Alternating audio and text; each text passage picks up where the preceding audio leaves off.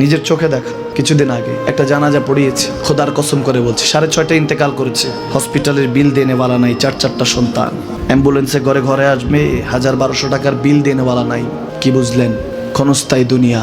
মুমিনের কম থাকলেও আমি বলি, কেউ যদি এসে বলে হুজুর একটু দোয়া করেন, খুব পেরেশানিতে আছি, আমি তার হাত চুমু খেয়ে বলি তোমাকে মোবারকবাদ, আল্লাহ তোমাকে ভালোবাসে। পেরেশানি তো মালিক দেয়, এই জন্য এটা রহমত মুমিনের জন্য। পেরেশানি দেয় যখন ফেরেশতারা বলে আল্লাহ চাইতেছে টাকা পয়সা চাইতেছে, বলে এটা কি?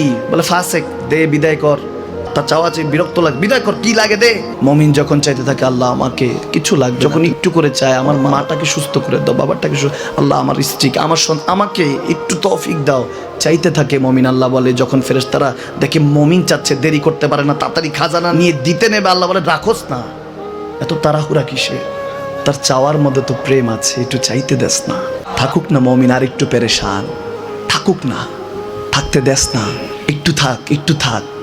পেরেশানিতে রেখে আল্লাহ মজা নেয়, মহব্বত নেয়, মুমিনের অন্তর থেকে খুশবু নেয়। আল্লাহর বড় মায়া, মুমিন যখন চায় আল্লাহ তখন মায়ার নজর নিয়ে তাকায়, হায় হায় আমার বান্দা, সুবহানাল্লাহ।